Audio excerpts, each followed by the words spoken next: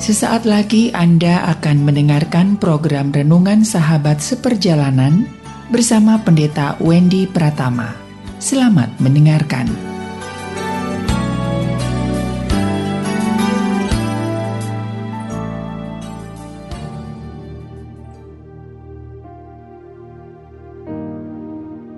Selamat berjumpa kembali di dalam layanan audio Sahabat Seperjalanan. Hari ini adalah hari Kamis 6 Oktober 2022. Tema renungan saat teduh kita dengan judul Pura-pura Tidak Tahu. Pura-pura tidak tahu. Firman Tuhan terambil dalam Ulangan 22 ayat yang pertama. Apabila engkau melihat bahwa lembu atau domba saudaramu tersesat, janganlah engkau pura-pura tidak tahu. Haruslah engkau benar-benar mengembalikan kepada saudaramu itu. Ayat yang kedua, dan apabila saudaramu itu tidak tinggal dekat denganmu dan engkau tidak mengenalnya, maka haruslah engkau membawa hewan itu ke dalam rumahmu, dan haruslah itu tinggal padamu sampai saudaramu itu datang mencarinya. Engkau harus mengembalikan kepadanya. Mari kita berdoa. Bapa yang di dalam surga, kami ingin belajar bagaimana kami hidup dengan kepedulian sebagaimana yang seharusnya dan sebagaimana yang Tuhan firmankan kepada kami. Dalam nama Tuhan Yesus kami berdoa. Shalom sahabat seperjalanan yang dikasihi Tuhan. Pura-pura tidak tahu. Ini istilah dalam bahasa Indonesia yang disebut dengan kura-kura dalam perahu, pura-pura tidak tahu. Apakah pura-pura tidak tahu itu adalah sesuatu yang buruk atau sebagai sesuatu yang baik? Sahabat seperjalanan yang dikasihi Tuhan, pura-pura tidak tahu bisa sebagai bentuk yang baik, artinya tidak terlalu banyak mau mencampuri urusan hidup orang lain. Kalau ada keributan rumah tangga tetangga, rumah tangga orang lain yang memang bukan urusan kita, tidak perlu kita yang namanya itu mencari-cari tahu. Apalagi so tahu. Kemudian setelah mencari-cari tahu, lalu menyebar-nyebarkan, maka itu menjadi sebuah persoalan. Jadi artinya pura-pura tidak tahu adalah hal yang baik kalau itu bukan sangkut paut dengan urusan kita. Karena setiap sahabat seperjalanan bukankah punya kesibukan hidup masing-masing yang berbeda dengan lain. Jadi artinya sahabat seperjalanan, ada pura-pura tidak tahu yang memang baik, yang tidak perlu kita mencampuri urusan-urusan hidup orang lain, karena setiap orang memiliki privasi hidup masing-masing yang tidak boleh kita campuri. Kalaupun kemudian kita tahu secara tidak sengaja, karena terlihat atau karena terdengar, ya pura-pura saja tidak tahu sekalipun kita tahu, karena itu bukan urusan kehidupan kita. Ada banyak masalah timbul karena ada orang-orang yang suka cari-cari tahu dan sok tahu. Sehingga masalah yang ada menjadi runyam, yang seharusnya kita tidak harus terlibat di dalamnya, kita menjadi terlibat. Tapi ada pura-pura tidak tahu yang keliru dan salah. Dan itu boleh dikatakan bagian dari dosa. Apa yang dikatakan dalam kitab Ulangan pasal 22 ayat yang pertama sampai kedua. Apabila engkau melihat bahwa ada lembu atau domba saudaramu tersesat, janganlah engkau pura-pura tidak tahu. Haruslah engkau benar-benar mengembalikan kepada saudaramu itu. Sahabat seperjalanan yang dikasihi Tuhan, tatkala kita setelah tahu, kemudian kita memang tidak punya keinginan untuk pura-pura tidak tahu, kita memberitahu pun bisa disalahpahami.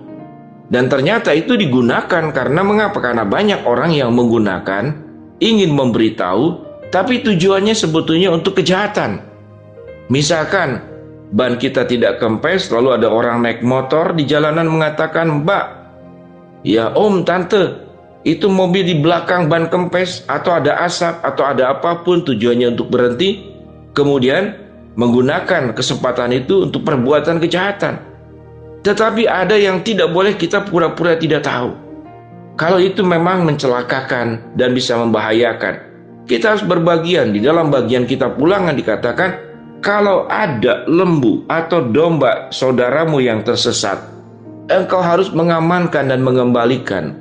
Kalaupun orangnya belum ditemui, maka amankan dulu supaya lembu dan katakanlah dombanya itu jangan sampai jatuh ke tangan orang yang salah.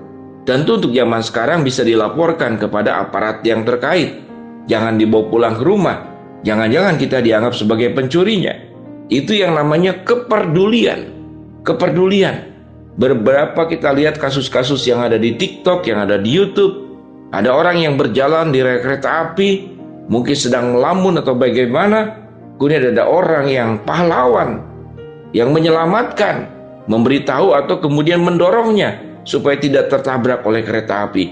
Itu yang namanya kepedulian.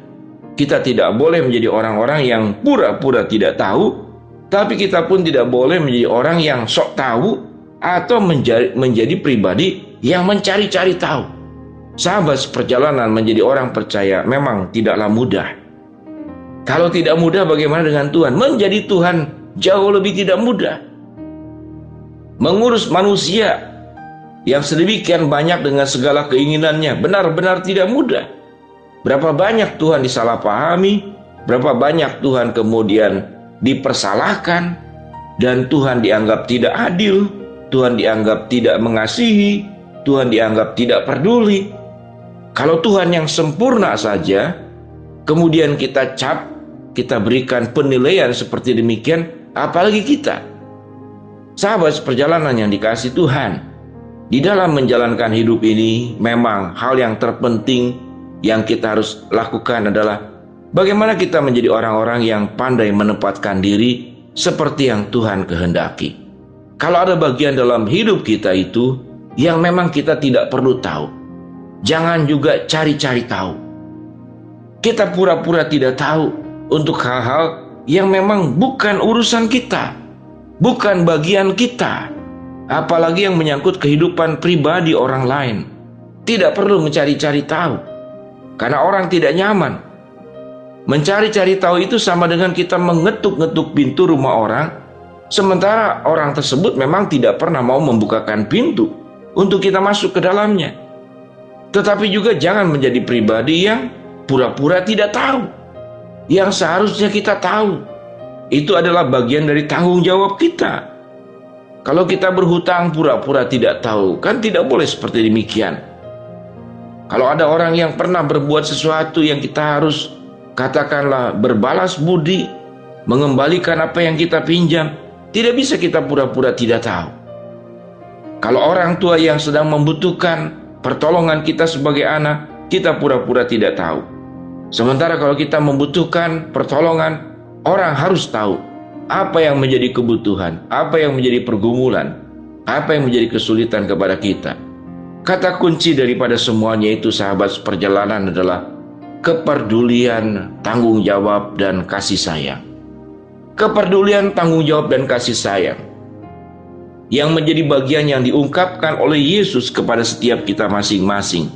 Oleh sebab itulah mengapa Yesus mau tinggalkan surga, lahir di kandang domba, mati di atas kayu salib. Karena mengapa? Karena Tuhan bukanlah pribadi yang pura-pura tidak tahu. Dia adalah pribadi yang peduli, yang bertanggung jawab, yang penuh dengan kasih sayang untuk menyelamatkan setiap kehidupan umat manusia. Biarlah kita boleh memiliki hati dan hidup seperti Kristus yang memang kita harus teladani dalam kehidupan ini. Kita harus tahu kapan pura-pura tidak tahu, dan kita harus tahu bagaimana kita tidak boleh pura-pura tidak tahu. Mari kita berdoa. Bapa dalam surga, terima kasih buat kebenaran firman Allah yang sudah kami renungkan, kami baca dalam kitab Ulangan 22 ayat yang pertama dan kedua. Ajar kami bisa hidup sesuai dengan apa yang Tuhan inginkan. Hamba-Mu berdoa buat sahabat seperjalanan yang sedang sakit, Tuhan jamah sembuhkan. Sahabat seperjalanan yang sedang menghadapi masalah, Tuhan bukakan jalan. Sahabat seperjalanan yang sedang berdoa mengharapkan sesuatu dari Tuhan, Tuhan akan kabulkan sesuai dengan waktu, rencana, dan kehendak-Mu. Di dalam nama Tuhan Yesus kami berdoa, amin. Shalom sahabat seperjalanan yang dikasihi Tuhan. Terus hidup untuk bisa mengikuti teladan-teladan kehidupan Yesus yang terjadi dalam kehidupan kita. Shalom, amin.